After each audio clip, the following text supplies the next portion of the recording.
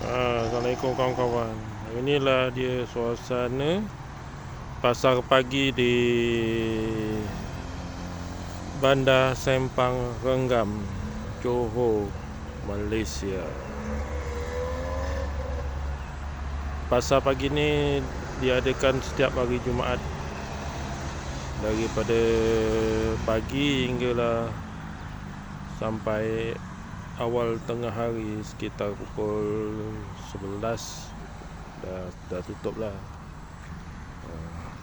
Ia berhampiran tepi jalan besar yang ke sana tu ke Benot, Pekan Benot. Yang ke sini ni Bandar Sempang Renggam. Nampak bangunan majlis tu yang besar tu, bangunan majlis Perbandaran Sempang Renggam. Inilah dia suasana pasar pagi di Bandar Sempang Renggam.